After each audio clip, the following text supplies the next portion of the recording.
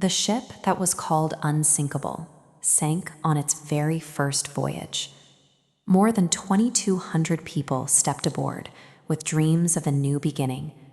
Just 4 days later, one of the greatest maritime disasters in history unfolded beneath the freezing waters of the Atlantic Ocean. But what really happened that night? Did a series of human errors doom the world's most famous ship? To understand the failure, we have to look at the world of 1912. Nations and shipping lines were locked in a fierce technological arms race, competing to build the largest, the absolute fastest, and most opulent vessels on Earth. The White Star Line believed they had won that race. Their newest masterpiece measured nearly 269 meters long and weighed over 46,000 tons. It required a massive network of scaffolding to hold the hull during construction. Inside, it was a floating palace. First-class passengers were treated to grand staircases, Turkish baths, and electric elevators, accommodations that rivaled the finest hotels in Europe. The public reputation for safety rested on this specific engineering feature: 16 individual watertight compartments running along the lower hull. These were designed to isolate flooding, giving the Titanic its legendary status as practically unsinkable.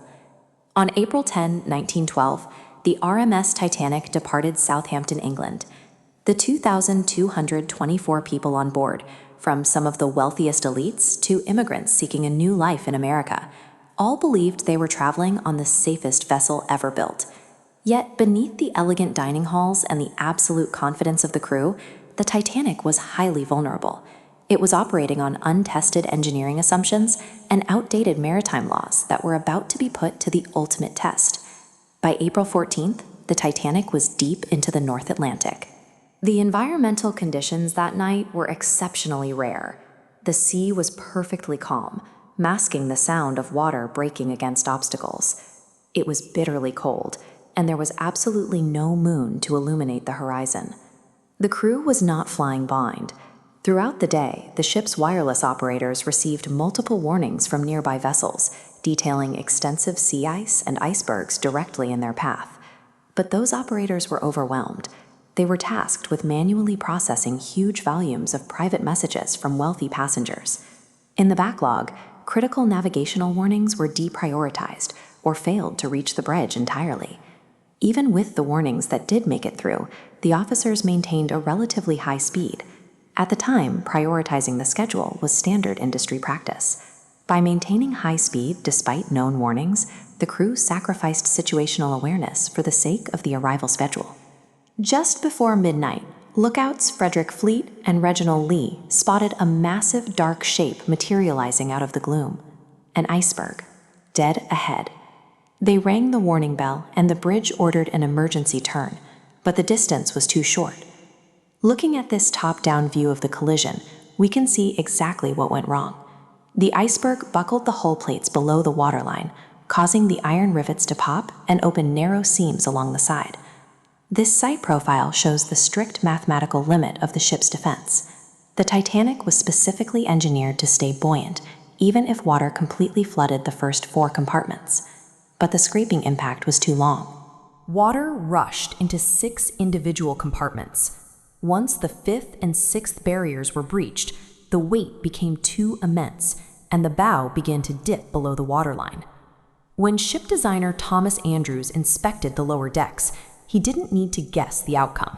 The fail-safe was broken. The math was absolute. The Titanic was going to sink. Captain Edward Smith ordered immediate distress signals. Wireless operators frantically transmitted CQD and SOS calls out into the dark, but the closest vessel capable of reaching them in time, the RMS Carpathia, was several hours away. As the severe tilt of the deck made the reality clear, panic set in.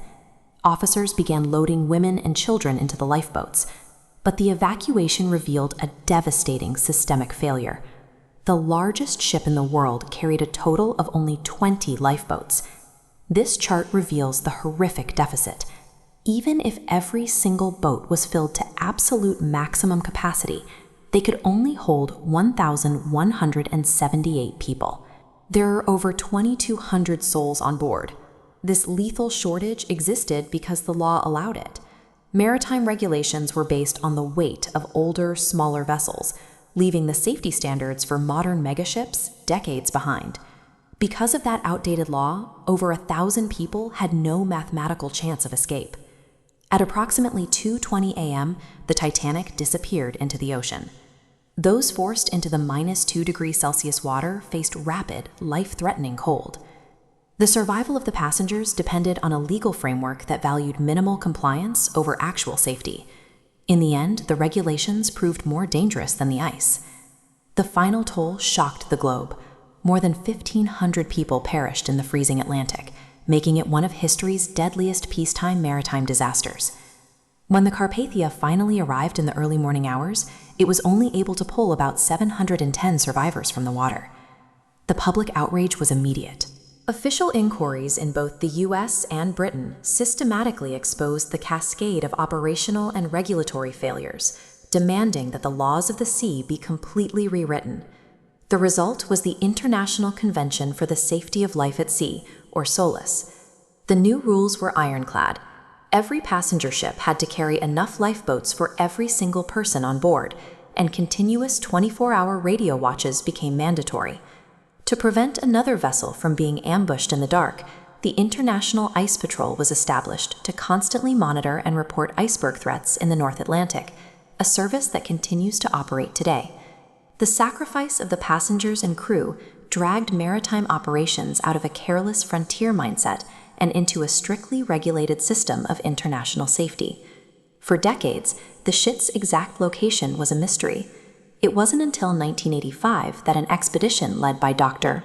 Robert Ballard finally discovered the wreck, reigniting the world's fascination with the tragic voyage. Today, the Titanic rests completely undisturbed in total darkness, nearly 3,800 meters below the surface of the ocean.